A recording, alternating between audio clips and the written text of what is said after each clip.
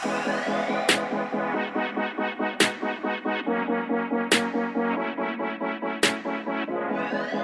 well, welcome to the X Podcast. We're so glad to have you back today, and I've got my good friend and pal co-host, Russ Moore. We should call this the Moore Podcast. No, we shouldn't. That's Or this could be like when I ran for student body president in middle school, and my campaign slogan was, "Do you want more or less?" Yeah, and definitely more. This could be the More podcast. The More Podcast. The More podcast. So, no, it's not. But it's just the two of us here today. Just the two. Are you gonna sing? Will Smith. Just the two of us. And we both got done Reading I Will. read and you listened Yes. to Will Smith. You Much remember better just the to two of listen. us? Yeah. You remember the song? Mm-hmm. Yeah, I do. Are you Should gonna that sing come all on as we intro each episode? Yes, that would be great. No, that seems that's a little too much. By the way, I want to give a shout out. Yeah. Can I give a shout out? Yeah. A shameless shout out to my friend Dan Espinosa. Okay. I told you about him. Yeah, in one of the previous episodes, or maybe one. I don't know. I've alluded to him. He is a great friend that I've known for about 20 years. Was when I moved up to Lexington, Kentucky, as part of a church plant. He was my roommate for a while. Did a few tours in Afghanistan, but we hadn't, talked in like a decade. Yeah. Caught up over the weekend. Was really cool. But he told me, he's like, I've been binging. Wow. He mentioned one of the podcasts. I was like, oh, you saw that one? And he was like, I'll be honest, I've been binging. He said, and I've watched up to 52 episodes. Wow. And That's pretty he just incredible. talked about how much it's encouraged him, provoked his Good. mindset in some ways. And so, Dan Espinosa, wherever you're listening. Well, if you're going to Thank give a you. shout out, then I want to. Okay, do I it. want to give a shout Do out it. to my friend Fred. Fred and I go back 40 years. And I'm going to be honest, this is a fake Fred. And what are you talking This is a about? fake Fred. And I haven't heard from Fred in 38 Okay, years okay. since we were 2. And Fred just told me that he's Yeah. watched all the episodes Did he? in a Okay. week, and it was. No, Oh. I'm just kidding. Oh, your Dan, imaginary childhood friend? yes, I have imaginary friends. So Dan, that's pretty cool. That's kind of why we do this. Yeah. At the end of the day, we love to kind of challenge mindset and to kind of lean into what does it mean to think critically, to think Yep. like a Christ follower Yep. in a culture that's not Yeah. honoring of Christ all the time. And so we know sometimes that creates a rub, but that's kind of why we do these conversations, Yep. because they're fun. And I was watching the Olympics. Have you been watching any? I've not watched a second. Not one. No, Not- not nothing. one. Not because I'm against it. I just I feel like this you never watched This is the not an Olympics. indictment to say you're not, but I feel so busy by the time I get home at night. No, I don't buy it. I haven't watched regular cable channels in years, Yeah, it's not on cable. or I mean, it whatever probably is on channels. cable, but I even NBC feel old, or whatever I'm whatever. trying to say. Yeah. But I get home in time Yeah. to You don't just watch any? Watch I some don't Ted believe it. Lasso as I'm falling asleep. That's Okay, about it. see, you Yeah. could be watching Olympics. Yeah. I like the curling, doubles, like dumbbell curls. doubles curling. Oh, doubles curling, okay. Yeah, that's male and female curling together. Nice. And I think the Italians won. I watched that. And Sounds riveting. yeah, the snow skiing. I saw Okay. a disappointment. One of the girls that dominated it for so long, she did not qualify in her first 2 runs. Actually missed the gates. So sad. They showed that forever last night. I was watching, and but there was this. I saw this clip that it made me think of something that maybe we could talk about. Okay. I saw this clip of, and I didn't see it actually happen, but they played it back, and they're kind of just touting it as just an incredible moment of sportsmanship. Yep. Where I believe it was slope-style snowboarding, and there was an American who ended up winning silver. There was an Australian woman who ended up winning bronze. But they were watching as the final skier was, I forget where she was from now, but she was coming down, and she had this epic run on snowboard. And she was already, I guess, maybe a little bit in the lead, but so it sealed the deal for her to get gold. Yeah. And what was so crazy, and it's kind of a moment. If you go search on it, you'll find it. But they're kind of, hailing it as like one of the great, just kind of sportsmanship type moments, where you see the silver and bronze medalists running out and tackling the gold medal winner. Oh, that's awesome. I love that. And not to take her out, but to tackle her. They're so angry. They're celebrating her. Yeah. And I I love just that. thought that was fascinating, because you think about the Olympic Games, you think about these The athletes. competitive spirit. Yeah, they spend years of their lives, and maybe if they have to wait 4 more years to compete again in whatever sport, to end up in second place or end up in third place, and then yet to go and celebrate the very person that gets the thing they wanted. I just found that fascinating Right. because you don't often see it. I mean, we always say good sportsmanship Yeah. right after like Super Bowl's coming up when we're recording this, and the losing coach or losing team will say, "Hey, they were a great team." It's a nod to them, but you can Right. tell they're disappointed. But to go and like that would be like the losing team at the Super Bowl jumping all around the winning team, Yep. dumping Gatorade buckets on Right. the players Yep. of the opposing team. That will never happen. Yeah. It would never happen. And yet here, there's this incredible display of sportsmanship to do that. And it made me think, why is it that we are so challenged to celebrate others? Yeah. You ever thought about that? I mean, I Yeah. feel like it's in some arenas we're good at it, but sometimes I think we're not.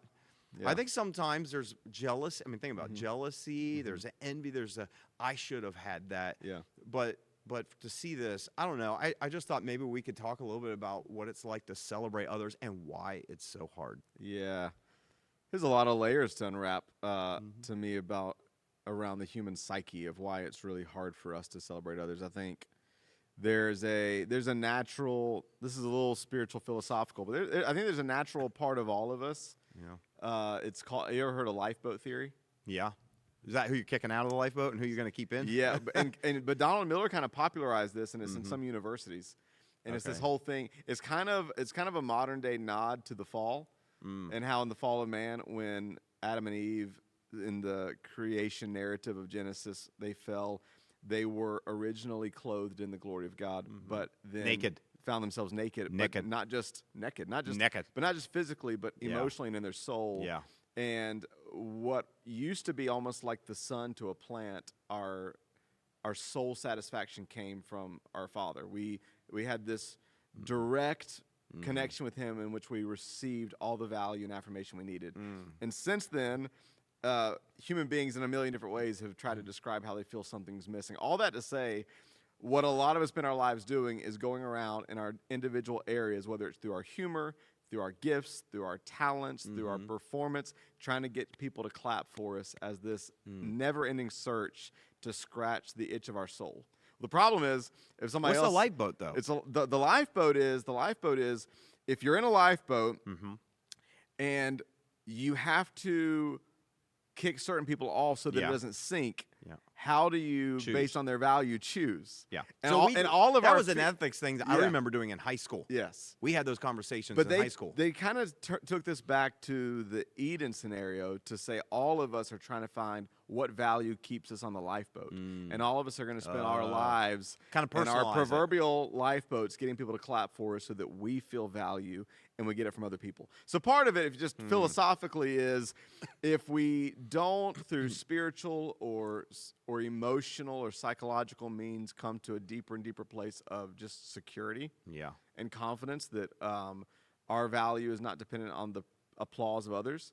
If we don't, then that itch at times is going to become violent. And if they're clapping for you, that is an indictment Or on my how value. about just to take what you were saying back to the lifeboat narrative, right? Mm-hmm. If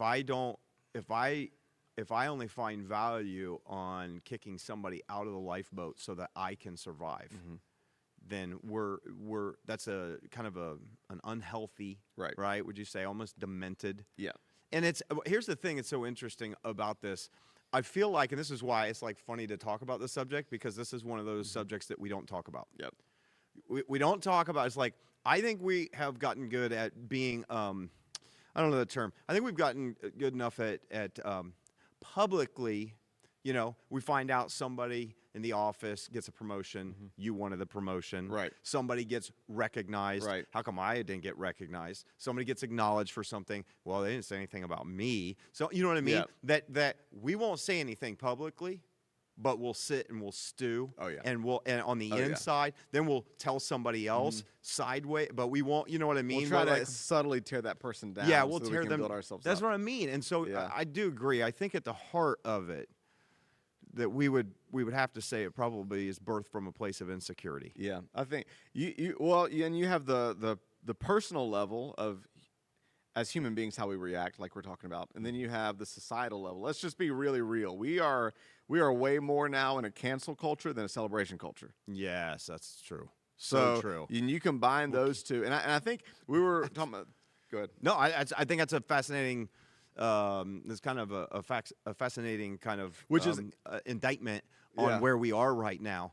That we would much quicker cancel or kick somebody out of Yeah. the lifeboat than we would to give Yeah. them a better seat in the lifeboat. Yeah. Right? Rather than to celebrate them being in the lifeboat. Yeah, and it's funny because I was doing some leadership teaching in Raleigh last week, and one of the things we talked about was this whole concept of celebration. Because one of the things I love, this is maybe 3 steps ahead of where we're going, is that you can change that. You can change yeah, that. You can change that in personal culture, Yeah. and you can change that in business and church culture. Because we have one of our internal standards is celebration. We celebrate a lot, Yeah. and so we actually kick off every Monday celebrating each other. Yep. We honor. We actually build the muscle of celebrating other people. Yeah, we do. It's one of my favorite moments too. Yeah. Of what we do as a staff outside of like even Sundays, but what we do is we take a moment to celebrate what good things happened over the last week and a weekend, because we think it's important to share the story of what God's doing in our church. And I mean, every week, never fail to hear 4, 5, 6 different just amazing things, and it helps me know what's going on. But then we shift that to actually, and I think when you celebrate others, it's a form of honor. That's Yeah. what we call honor. Yeah. And we pass a ball around. Yep. And so when you get a ball and somebody honors you because of something that you did or who you are, you know, it is a nice thing to be recognized as. I think there is something innate in us that wants that, maybe whether it's from the fall or whatever. Yeah. But then you have to take the ball. Yeah. And Yep. you have to throw it to somebody.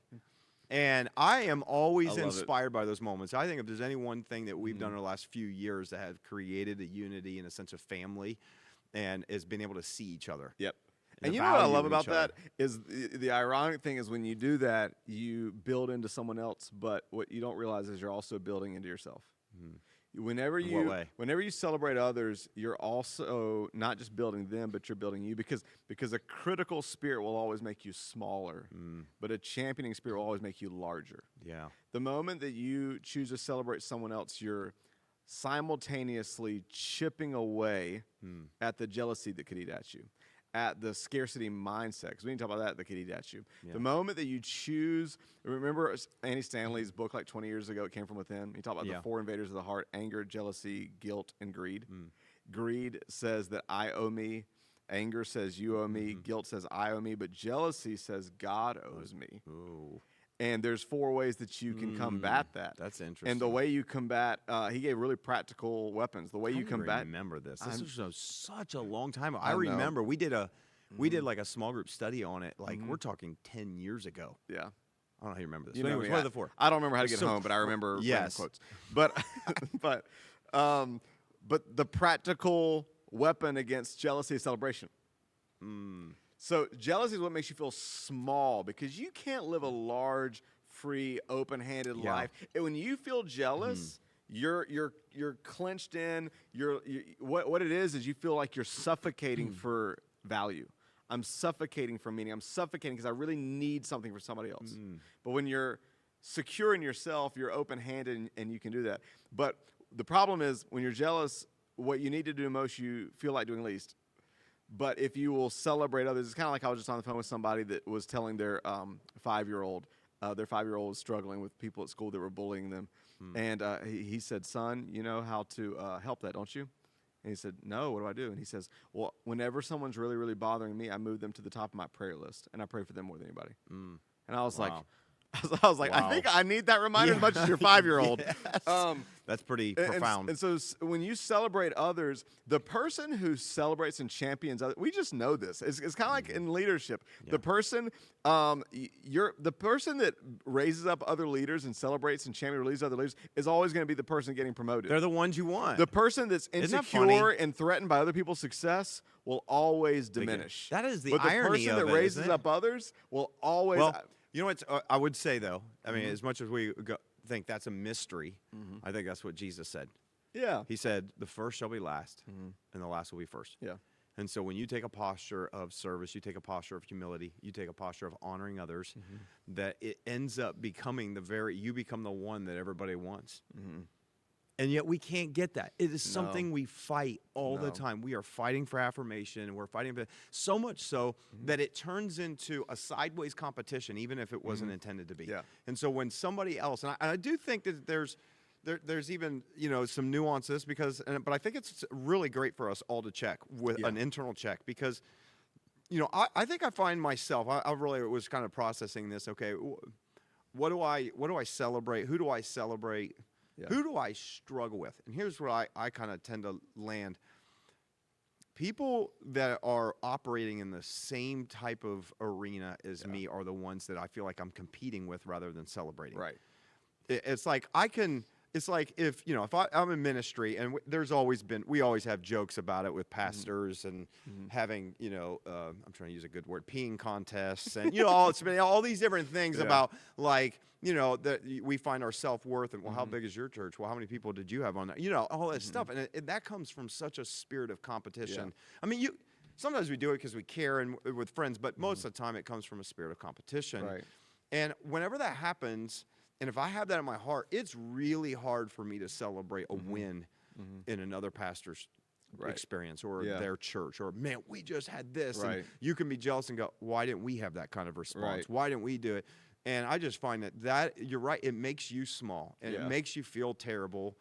But I have found that, and this is why I think it's important to talk about, that I can celebrate someone in a completely different sphere as long as it doesn't affect me. Yep. Oh, yeah. I mean, right? I'll be honest. I don't feel threatened by LeBron James. You shouldn't. Because you absolutely shouldn't feel threatened by LeBron James. He most likely should not feel threatened by me. No. Because he, like you say, he's in a different lane. I can celebrate that. Right. It never bothers me. You I know- think the real challenge is celebrating people that are in your same lane. Celebrating somebody that got something that you wish you had. Let me. It's so true. But I had a thought in something you were saying. Quick sidebar. Interesting to think about what you just said about how people will say, in our field, pastor would be like, they can measure each other by how large is your church. Yeah. Isn't it? Something I found interesting though, and this is not to pick on small churches or large churches, but most really healthy large churches are really good at actually celebrating and championing other churches. I know a lot of small churches, though, that are hypercritical of every large church. And going back to what we said at the beginning, could there even be a reason that, I'm not picking at every small church, but could there be a reason some small churches remain small and some large churches, the reason they're large is because they're open-handed. They know how to celebrate. They know how to be released. They know how to champion. They know how to be open-handed with the resources that God gives them. They know. I remember when I was in Greenville, South Carolina, New Spring Church. Yep. And everybody's so critical of them. Yeah. And sure, they've had ups and downs, and there's good and there's bad. But I remember there was all these really conservative small churches that just be New Spring is evil. Yeah. But I remember when I was living in Atlanta, one of their people came up and visited the church I was working at in Atlanta. Completely different denomination than New Spring, completely different church style. And he gave me his number and said, hey, if there's ever anything I can do to help you, let me know. We'll bring you out in January, and we'll just show you around. I said, sure. I took him out on it. They brought me out for 2 days at New Spring, set up an entire 2 days for me to meet with all their leaders, ask all the questions I wanted. They pampered me. They didn't even know me. And I just thought to myself, people can say whatever they want to about New Spring, but this is a church that maybe one of the reasons God's blessed them is they're not so small that they have to throw stones at everybody else, but they're open-handed to say we're here to serve everybody, champion everybody. Like Jesus said, if they're not against us, they're for. And so I just think, could there be cues that we could get as to why some leaders, some organizations rise and others don't? Man, that's good. I think I'm definitely challenged by it. Speaking of celebration too, I think an area that let's just get into an area that's for some reason feels, I don't know why, dicey. Is that a word? Dicey? Feels saucy. Yeah, dicey and saucy. And I don't think it needs to be, but for some reason everything's been politicized. But I find it fascinating when we're talking about the Olympics and celebration, and yet here we are, and it's February, and this is Black History Month. And obviously we're not black, so if you're listening to this and watching, we're both white, and but I want to say, like, there has been it's funny to me because Black History Month is really about celebrating a history of a minority group of people in our country that have made a significant impact, but it many times because of the color of their skin and because of the racism through the history of our nation. Much of their history and things were suppressed. Yeah. I think about some of the stuff I learned over the last couple of years with all the civil rights movement that happened. I took the posture of what do I not know and that I need to learn about the history of the African American people in our nation. And I come to find out there are definitely things that I was not aware of. Right. And reading some books and other things, I was not aware of the massacre of Black Wall Street. I wasn't aware of that until a couple years ago. Yeah.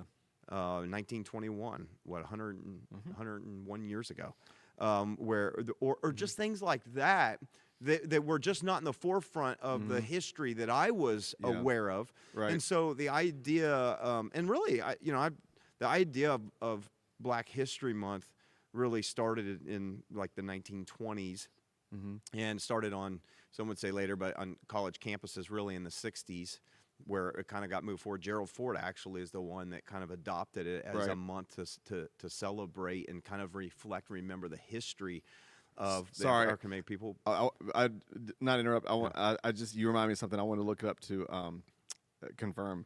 This is crazy. The first Black woman to ever attend an integrated elementary school. No, I know that was just now turned 62. Okay, yeah. The first. The little Black, girl, the picture of her. Oh, what's her name? Give me her name. Her name is Ruby Bridges. That's it. Ruby Bridges. There's that. I mean, that's crazy. It's kind of a famous. Just turned 62. It's kind of a So what does that say? It's not that long ago, but kind of a famous picture of her on the steps being escorted. Yeah. That's kind of like a well-known picture. That's at Ruby, and again like. And so I found myself in the last couple of years going, okay, there's definitely a lot that I don't know about. Right. And so I really felt like I want to educate myself. So I read some books and some stuff about history that I had no idea. And so that was kind of the goal behind, in fact, one of the initial people that started at Woodson that kind of, I don't even think, like his desire in starting it was a week in February. And it fell down the same week that I believe it was Lincoln and Frederick Douglass's birthdays fell in the same week. And I think that was the one that he was kind of pushing to start it. So it's like, hey, we need to know about the history and celebrate it. It's kind of over the years, my guess, again, I'm not that old and paying attention, but it's become a time of like celebrating, Black History Month and celebrating, just some people that if you don't celebrate, here's one thing we know: if you don't celebrate some things of the past, you're going to forget it. Yeah, and that's part of all of it. And that can happen to a group of people or a nation that you'll lose the tradition. If you lose the tradition, it's almost like they never existed. Right. And so there is a sense there of value. But one of the things that I guess I wanted to say is that, for whatever reason, it does seem like, I know there's a variety of opinions on all this, and I'm not even here to talk about racism, get into that. We are very much against racism. The Scripture is against racism completely, But I think let's go beyond that and go, I have still been around in circles where it's really hard for white people to champion Black people during this month. Right. And, and I don't know if you've kind of noticed that. And again, I don't know if that fits into the pocket of what we're talking about. Sometimes maybe because of our insecurity, we're afraid to champion someone or champion a group of people or champion, you know what I mean, that's had that. I don't know if you've seen that. Oh, yeah. I think probably, me and you were being pretty vulnerable earlier about just even our own journeys. I think for me, 12 to 15 years ago, if you were to mention Black History Month, I probably would have thought, well, wait, what really is what's the point of that? We don't have a Native American History Month, or maybe we do. We probably should if we don't. Well, that's part of it. If we do, and you're listening, this shows my ignorance. But think about it. That's part of one of the challenges that you don't hear very much about Native American people in our country anymore. Yeah. So when you don't put it in the forefront of a smaller group like that and don't celebrate it, what happens? It gets lost. Yep.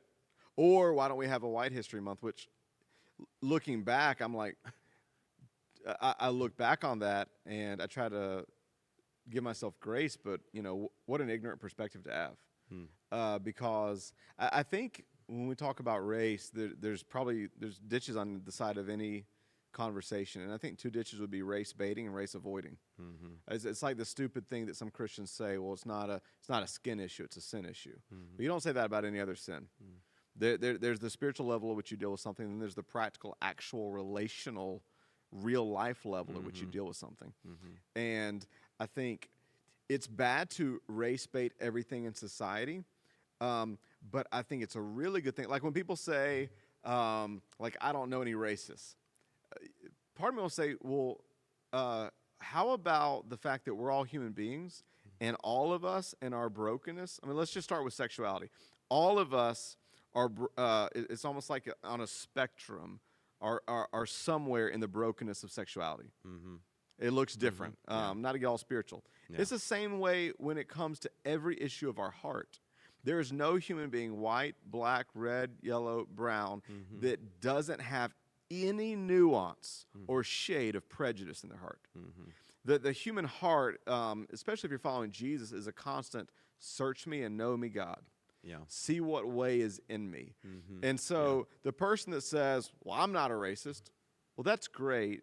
But while we shouldn't just be looking for every smoking gun in society, we should be looking inside of ourselves.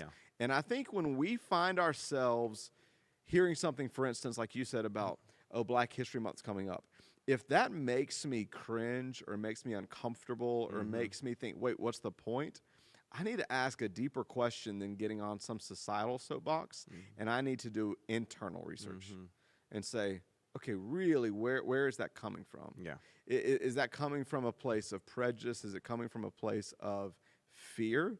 I think one of the things we were talking about earlier, this is what I mentioned at the leadership thing last week, is that I think some of our hesitancy to be able to celebrate others is almost like this zero-sum theory game, where we feel like value is minute. It's this scarcity mindset.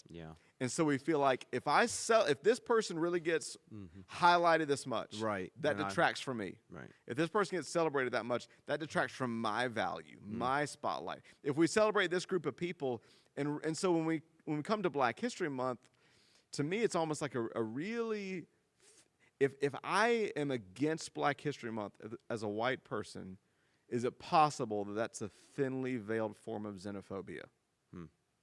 That I have a fear that if we really celebrate and highlight them, it's going to take away from me or the country I know, or you know what I mean? Like the kind of dialogue you hear is going to take back from what I'm used to. It's something that I don't fully understand. It's something I don't fully appreciate. Or if I'm a Caucasian that has never tried to take the moment to stand in a Black person's shoes as far as empathy and look back at what they have experienced as a people group historically, part of me just doesn't understand why that would even be a thing.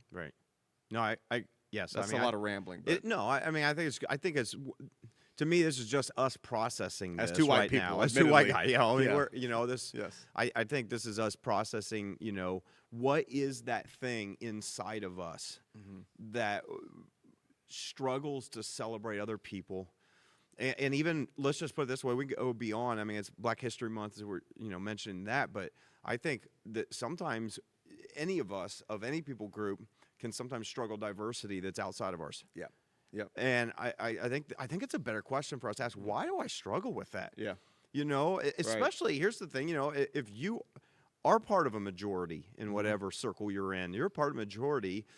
To struggle to celebrate the minority within that. I mean, if anything, you can look at it and it's like we're called to lift those up. I mean, we're called to, just even as a Christ follower. I mean, I think about, we talk about majority and minority. You look at scriptures that say, speak up for those who can't speak up for themselves. There's that lends itself to that arena, and so I think it's definitely myself as well. It kind of a journey. I think 10 years ago, 12 years ago, I'd probably been like, I don't understand it, and I think the reason why I don't understand it at the time was because I didn't try to understand, not the celebration of Black History Month. I didn't try to understand what Black people had experienced. I didn't do the work. I by no stretch of means have fully, but I started reading a lot of books. I started just really asking people, friends and people like this, and like, what does this mean? And so from that, It did. It gave me new eyes to see. Yep. It helped me with empathy and be Yep. able to go, okay, so this was the plight. And I read this. I didn't finish it. I will say this. What was that book that you and I talked? I can't remember by the name of it. Zindi. By It was Abraham Kendi. Yeah, it's like Stamped. Stamped. That's it. The history of racism in America. Yeah, which it's I like mean, just 450, 500. I mean, it is a thick book, and it's kind of a lot to take on. But it really gives you kind of a significant look into part of the story that isn't really told very much. Not in a lot of circles. It wasn't. A lot of what I learned in that was not what I was taught. I think here were some of the base things I was taught in school, right? I know public school only hits a certain number of things, but you're taught, okay, hey, there was slavery. Hey, there was an attempt to abolish slavery. Hey, the Civil War. You heard about some heroes from that time frame. Yep. And they're ones that we should celebrate. Harriet Tubman. Fascinating woman. If you ever had a chance to study Harriet Tubman's life, which that was not her name initially. Right. That was her mom's name, Harriet. That she ended up taking her mom's name. But Harriet Tubman was a fascinating person who ended up through the Underground Railroad just rescuing, some say as low as 70 some people personally. Some say hundreds. It's hard to tell. But you know what I found really fascinating? I think this is one of the things that a lot of people maybe don't know, but seeing some of the ways that we're trying to celebrate some people that had significant strides to end slavery and things like that. Did you know that she was adopted to have her face go on the $20 bill? No. Did you know that? Did not. So that was put in place that her face would go on the $20 bill and Andrew Jackson's would come off. Wow. It was supposed to have happened soon. Previously, it got pushed back to 2026. They're trying to that. But supposedly by 2026, or maybe, I don't know, unless things change, I think they're going to be putting her on the $20 bill. Wow. That's fascinating because it's only got American presidents who are all white. Wow. There was a naval ship named after her, the SS Harriet Tubman. So there's fun fact, by the way. There's some fascinating things about, but I just think there's a lot of that I don't know that we have given even a pocket of space sometimes when we talk about our American history. I know it's a subculture and a subsect, but it's an important part It really of our nation, because we are, the one thing that makes America, I think, so fascinating is the diverse melting pot that we are.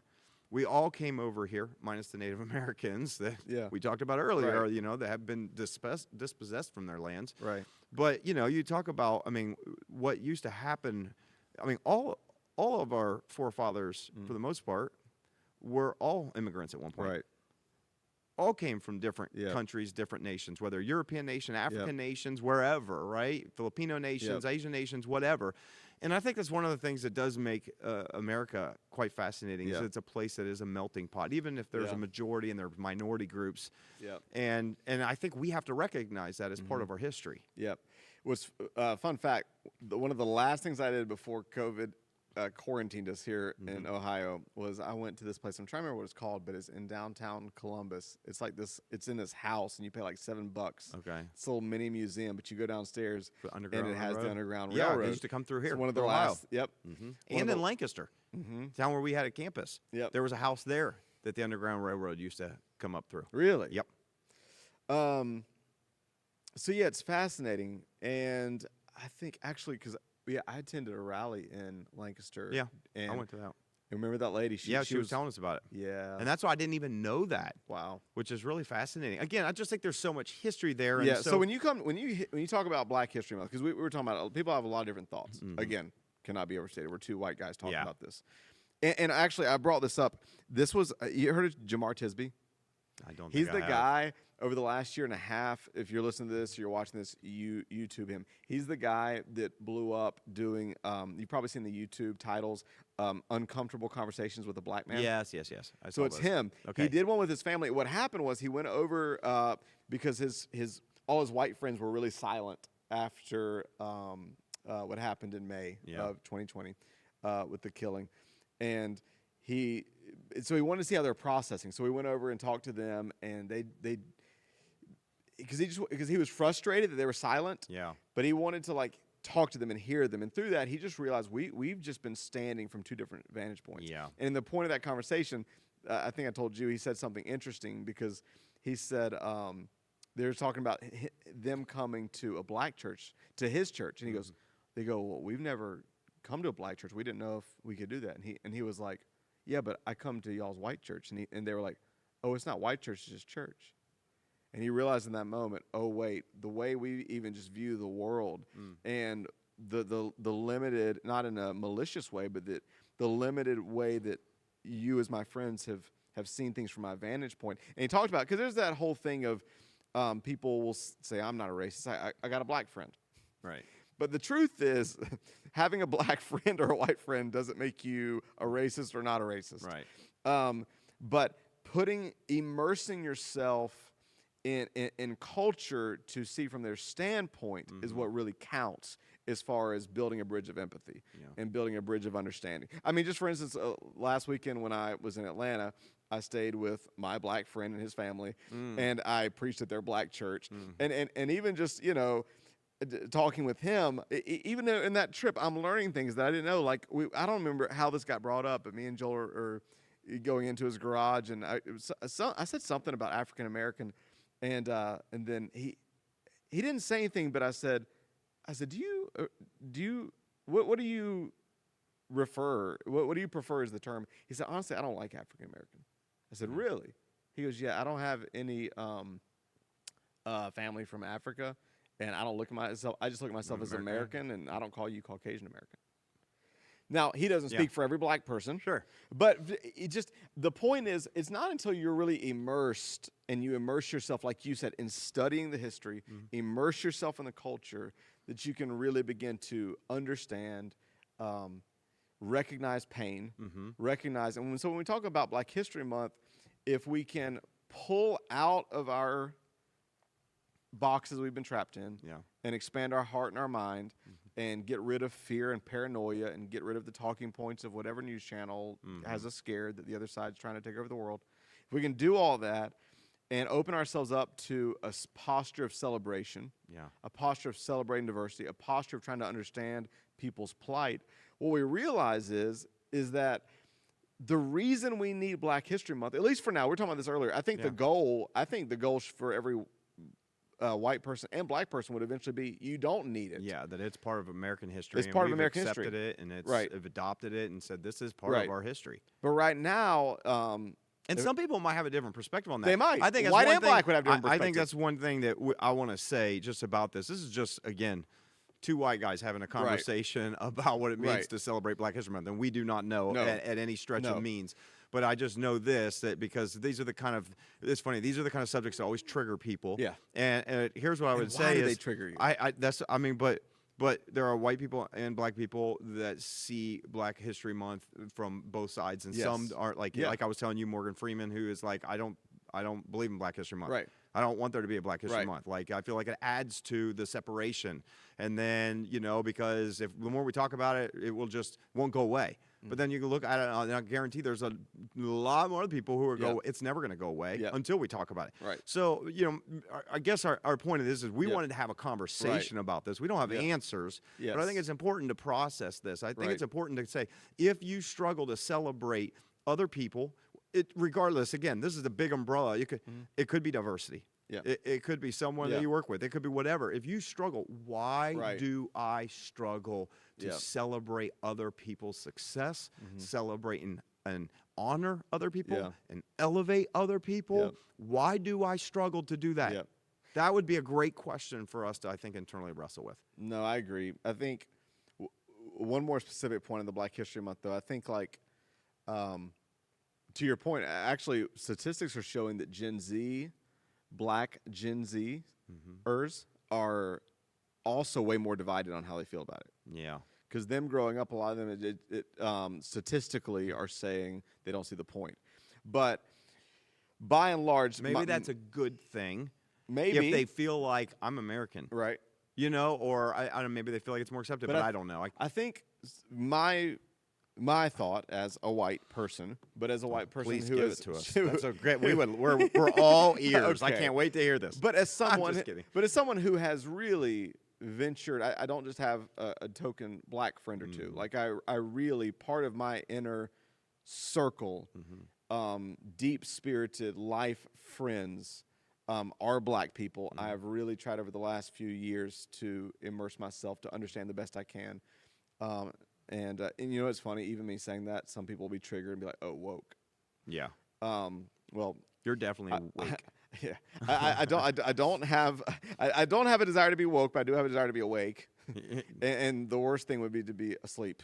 So, but as someone who you're is so woke, it's funny. It's funny to me that how the term woke has flipped to a very negative connotation in the last several years. right Before it was like, yeah, you know, if you were somebody that basically what I would, again, me and my whiteness would say, you know, 5 years ago, Yeah. you know, if someone was woke, and there are all kinds of authors that wrote books about it, Right. and you know, I read one called The Woke Church, and it was just Right. it was the idea of being aware, almost a sense of empathy Right. of what the plight has been for Right. black people in this Yes. country, and that now it's just completely flipped to become a complete. I mean, it's Oh, like, it's just a you don't trigger have word. it's a trigger word, and it's like, oh, you're woke, which just means well, and that that's you're kind of this where I'm and that, going, and it's like, because come here's my on. thought on Black History Month, is that the reason it's still needed, in my limited white perspective, the reason I think it's still needed is for two main reasons. One,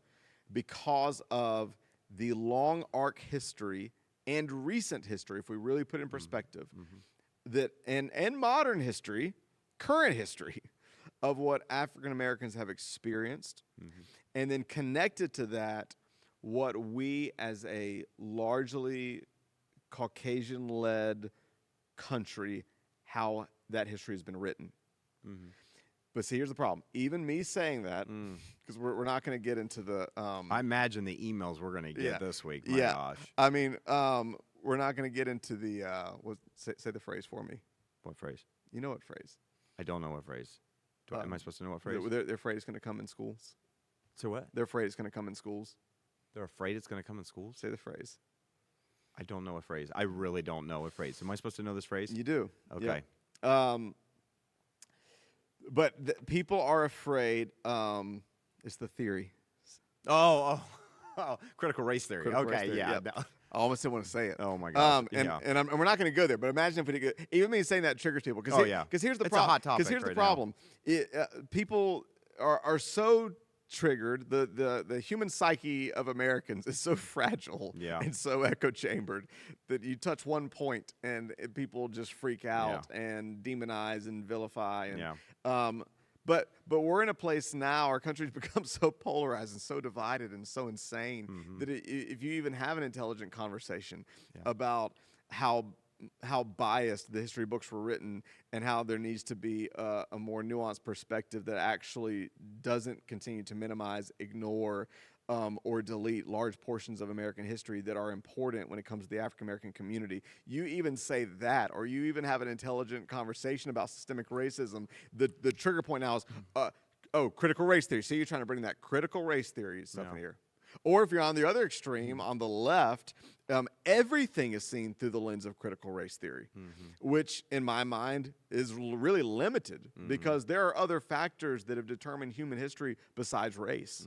But you can't even have just like a normal conversation down the middle. You can't even talk about Black History Month or what it actually looks like to take an honest, fresh approach for American history.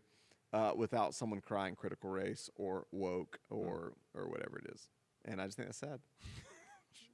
I'm just listening to you just talk going, I'm just thinking, oh my gosh. Are we gonna lose more people? You're gonna, hey, if you have any hate to send, please send it to russ.moore.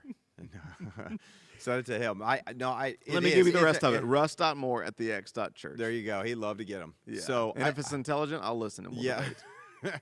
Well, I just think we're not, it's funny because, we just wanted to talk about, I wanted to talk about what does it look like for us to celebrate others. Yeah. And to celebrate diversity Then I and took off the not rails. be afraid of it. That's okay. I mean, I think these are conversations that people are having or they're not having. Right. They might be having internally, Right. but maybe they're not having with others. Right. And all we want to do and what we like to do is just to challenge us. Again, I don't have, we all have our own thoughts and perspectives and where we come from. But at the end of the day, I'm going to submit all that to what it means to be a follower of Jesus. Right. So again, and I think some people may not be in that place, and you might be watching or listening, and you're not a Jesus follower, and that's fine. Right. But for me, that shapes my worldview. So that shapes how I see others. That shapes how I see it. And you know what Scripture says in Ephesians 2, where it talks about through Jesus' death on the cross, he made the two groups one. Right. And I do think, though, okay, and so some will say, okay, that means that there's neither Jew nor Gentile, there's only one group. And there was a lot of racism 2,000 years ago when Jesus walked the earth. Oh, I mean, he 100%. talked about it. There was a lot of dealt with it. racism, yeah. And so I think, yes, in Christ, we could be one regardless of the color of our skin, but it doesn't necessarily mean that we can't celebrate each other in the diversity. And I think that would be the big thing that I would kind of like leave or push, would be like, I think it's okay to celebrate other people, and even other people that may end up getting the very thing that you wanted, whether it's a spotlight, whether it's promotion, whether it's a raise, whether it's whatever. And I also wonder, like you said earlier, if we were to take more of a posture of celebrating other people, if that's the whole principle of what you sow, you'll reap. Yeah. I just wonder if we were to actually begin to sow honor, and we were to sow celebration of other people, including diversity, then I think that is the thing that God blesses that. He does. You know what? Like, again, to pull it out of just the trenches of the race thing, I think, I try to encourage my team all the time. A lot of times, too, sometimes we get threatened by people that are running in our lane. Other times we get annoyed by people that we're trying to do life with that don't share our same strengths and gifts. So I always try to encourage my team, too. Don't be annoyed when people are weak where you're strong. Celebrate where they're weak that you're not. And I think even just in a workplace, how much healthier would it be if we not only just tolerated how different we were all wired, but celebrated how different we were all wired. And what about in church circles? I love what Erwin McMahon says. People ask him all the time, isn't it just such a travesty, all these denominations and blah, blah, blah? And sure, there are divisions. Paul warns about divisions, and there's much to be grieved about disunity in the church. But there's also a way to look at it that all these different expressions of God and expressions of the church are almost like a diamond, that whenever you turn a diamond, the way the light hits it is going to shine in a different way. Scripture's like a diamond.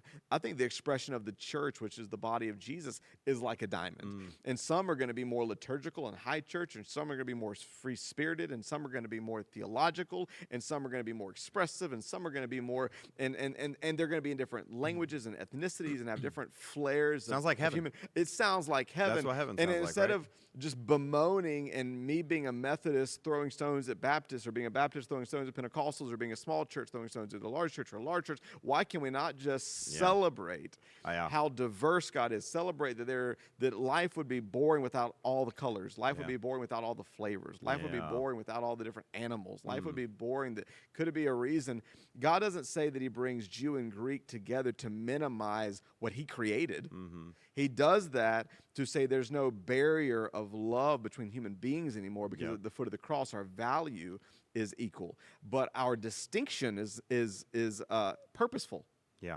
It is. And it's to be celebrated and not minimized. And I think there's such we're all made in the image of our Creator. There's this. I'm going to get so many emails. There's a stupid line of thought in Christian thinking right now of, well, Jew and Greek are together, so we shouldn't focus on race.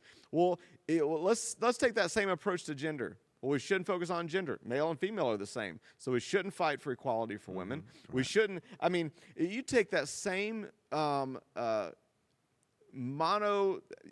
to stop. But it's just but let's be people that celebrate diversity and don't torture passages out of context to justify our own prejudice and laziness to actually build bridges of empathy. There you go. So, if you did not like anything that he said today, make sure you send us an email to podcast at that. No, I'll wrap up with this, and I think I didn't even think we'd get all into that, but I just think that's maybe it's part and parcel with our culture and the things that are going on, but I think one of the things, again, we all have to have our perspective. We go through life, and for me, one of the things that I'm trying to do, just even thinking about, well, why do I struggle to celebrate? But one of the things I think you can do to confront that So these are things I've been trying to do to confront what are the, it's not maybe even racism, but even just the small, whether you say prejudice or you can say insecurities, even if you go, it's not that, that rise up that go, well, why would I celebrate them? Yeah.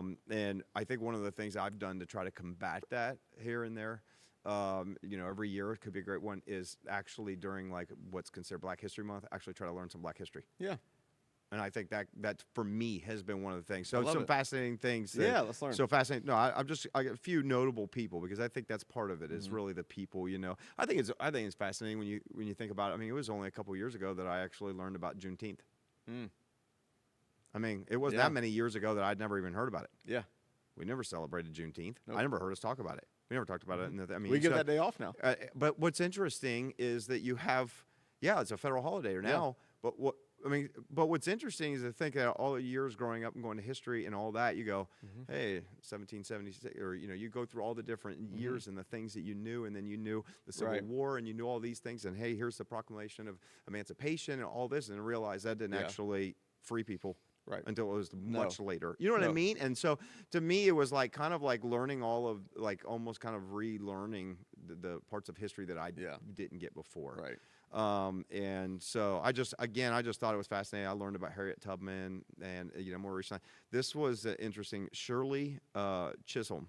She was the first African-American woman elected to Congress in 1969. That even kind of, in a way, I thought that was pretty incredible. That the first African-American woman elected to Congress, thinking about that was in the 60s. Think about what it was like in the 60s. I mean, you think about the social movement, the racial movement that was going on. That was right then, and just to see that kind of change happen, I thought that was fascinating. I mean, obviously, I think when you think about people like Rosa Parks, and she wasn't the only one. There were others. There was others before her that just didn't get the notoriety, but Rosa Parks to kind of stand up for equality with the seat on the bus. I mean, that's pretty fascinating. Ruby Bridges was another one. That was the girl you talked about. The first one to really to go into to kind of go against the desegregated laws of school and schools, and to step into that, and just the bravery of the family to be able to do that. Some other notable people, Colin Powell. Just thinking of some of the people that even more recent. Bessie Coleman. I learned about Bessie Coleman. She was a pilot. This was, I think, in the 1920s, if I recall. I remember that. But you don't hear much about her. We were talking, this is not far after the Wright brothers. Right. But she was a pilot in the same time where everybody knows about Amelia Earhart, doesn't know about Bessie Coleman. And Bessie Coleman really kind of paved the way for the Tuskegee Airmen. Right, and there's been movies, and that's an incredible story. I don't know what was the name of the movie that had Cuba Gooding Jr. in it, but that is a great movie, and it does give you, if you don't know, it gives you a little bit of like a squadron of pilots that were not allowed to go in certain types of combat because they were black. But I can't remember the name of the movie. I'm sure people listening right now are they're naming it, but Alice Coachman. This one I thought was fitting. As I learned this one. She was the first African-American woman of any country to win an Olympic gold medal in 1948 in the high jump. So, of any country, the first African-American woman to win a gold medal. I was thinking about the Olympics. Wow. That's pretty fascinating. And, when the sports, I was thinking about Jesse Owens, who is actually from here, Ohio State. And Jesse Owens, you think about Hank Aaron, the baseball player. Reggie. I was so disappointed last year. Why? Because there was this huge ordeal about Hank Aaron's rookie card. Oh yeah, 1950, or his rookie card was worth a lot of money. And I used to collect baseball cards back when I played, and I found one of my baseball cards of his. But it was the rookie card that was not worth like anything. Oh yeah, so sad. No, Hank Aaron. I remember that when I was a kid. Oh yeah. That like I had baseball cards for a hot second, politics. Come on, let's just get. While we're already dicey, President Barack Obama. President Barack Obama. We both read his book last year. His second volume comes out next year. Really? That's pretty fascinating. I was going to say this year. I was going to say Reggie Jackson. I mean, Reggie Jackson. There's Muhammad Ali. Yeah. So I think again, speaking on my behalf as a white American who, like I don't feel like there's much that I have to speak into this. Yes, I have a platform, and I like to use that platform to speak in for people and to speak up for people. But I don't feel like, I don't want to tell anybody how to celebrate. I definitely wouldn't want to tell an African American or black person how to celebrate Black History Month. I would not want to tell, a white person how to. I just wanted to process that, I think there was definitely a time in my life where I would have said, why would we celebrate this? Yeah. And I think things have shifted in my life, and I think what shifted in my life is not becoming woke in this, but it's really about God helping me become more empathetic as a human being, and seeing other human beings and realizing not everybody has the exact same experience that I've had, and by doing that has enabled me to get to a place where it's like now I'm going and I feel like I don't even know how, but how do I celebrate? Yeah. How do I celebrate Black History Month? How do I do it? And the one thing I know that I can do is I can do what it's originally was called for, which is I can learn the history of the black people in our country. And that's the good, the bad, everything they've had to face. And even, there are so many of them, like just a few who have been instrumental probably to the development of our country and our nation the last 100 years that don't get a lot of airplay. Yeah. And so, I think, again, I don't want to be the one to go, we should never have Black History Month. That's not really for me to say, but I think we'd all probably share the sentiment. It would be nice to live in a country where Black history has been tied to American history, and it is our history. Yeah. And it is not seen something that maybe is separated out as much, and whether it's in schools and other things. And that's kind of where Black History Month really started, was in institutions. We ended up as two white guys talking about Black History Month. Yeah, so you can take that for what it's worth. Let me just say that. Take it for what it's worth. And we know that this is kind of one of those subjects that, first of all, let me just say this. You can have very differing opinions on this, and that's fine. Yes. And we can celebrate And don't that. leave the church if you do. Yeah, I'm just saying we can have differing opinions, whether you're for or against this and that. That's fine. I think that's our own personal journey. We all have to one day answer to our Creator for how we are and how we treat other people, and I'm not saying that in kind of a passive aggressive way. I'm just saying, like, we all, and if we all need to kind of look in a mirror at some point. But I do think, and I didn't want it to just, I was like, okay, let's talk about it. I didn't want it to just be in that arena. But I really think a more practical thing is that every day, can you find somebody to celebrate, and maybe somebody that you're working with that is getting celebrated. Maybe you're going to jump on that bandwagon and you're going to celebrate them too. Here's we don't usually just end with a practical challenge, but here's a practical challenge if you're listening to this. Yeah. To press pause after I give you this challenge before you finish. If you even kept listening. If you kept listening. And you got mad at the him. person right now that when they're celebrating, you hear their name, makes you pinch inside. Send them a text and tell them how proud you are of them and celebrate them. Oof. And Do it. And see what it does. I think it would begin to change us on the inside. Yeah. Right? Jesus said, bless those who curse you. Again, I'm not even saying that they curse you, but that's to a whole extreme. Yeah. And if we can learn to bless those that we're jealous of, if we can learn to promote and that, I think it will. I think it'll begin to set us free. It might change our perspective. It might change our heart. And it might actually position us so that we could actually be promotable. Yep. It might actually position. Again, you can't deal with that motive. But anyway, so I think we want to celebrate others. Yeah. Celebrate people who win, champion others, embrace and celebrate diversity. Celebrate diversity. I think that's it. And like we mentioned, there's 1 month given for Black History Month. There's a whole lot of other groups within America, and some like even Native Americans that aren't talked about or mentioned very much. Right. And so I think the broader scope is let's celebrate diversity. Celebrate people that don't look like you. Celebrate people that have different culture than you. And that doesn't just mean accepting. Celebrating is going beyond that. Yeah. That's the challenge. I think we've gotten to a place where a lot of us have gotten to a place where, okay, if it doesn't affect me, I accept it. Yep. That to me is not celebrating. Yeah. And so I want to have the posture of celebration. We celebrate a lot. That's what we say here on staff. And so anyways, hopefully this was maybe a thought-provoking type of episode. And if you didn't like anything that Russ said, feel free to send an email to podcast@thex.church. You can let him know. We know that people are going to disagree on this, and that's fine. I hope that we know that we can disagree in a posture of love, Right. that we can disagree on things, and and maybe because of our perspectives are different. And we haven't said this in a while. Our goal is never to tell people what to think. No. But we do want to encourage how to think, and we do want to provoke a deeper way to think. Yeah. And I like what again I like what Battle Ready podcast, what they say on there about the church they're part of, Mosaic. They said, please don't hold Mosaic responsible for anything we say on Battle Ready. Yes. And I would encourage you. The two of us, we don't agree on everything. Nope. And we have a large staff that doesn't agree on everything. Yep. We want this to be a church with people, full of people that agree and disagree with Yep. us. So, But see, here's the thing. To have people in your community that don't agree with you, and you can stay in community with them, shows that you have the potential to celebrate diversity. oh, that's good. Because the moment you expel everybody from your social circles, and you expel everybody that does not agree with you. In other words, I'm not going to be friends with them online anymore. I'm not going to talk to them. I'm not going to be in church with them. I'm not going to. Just goes to show that you just want a monolithic life. Yeah, That you that's just good. want. I mean, if anything, disagreement would highlight disagreement where we can disagree together. We can agreeably disagree.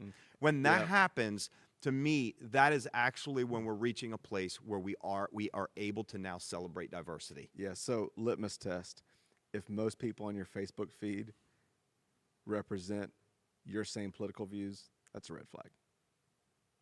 The red flag. That's a red flag. So anyways, we're just going to leave it at that. He said, why are you trying to poke the bear today? My gosh. I don't know. Well, thanks for joining us today. If this was thought-provoking and you think it would create a conversation with someone else, feel free to share it. And if you like it, like it. If you don't like it, don't not like it. If you go on social media, just send Russ an email about how much you don't like him. And that'll be good. I appreciate the fact that you still love me. Anyways, we love you. We hope it's been an engaging conversation. And so until next time, we'll see you next week.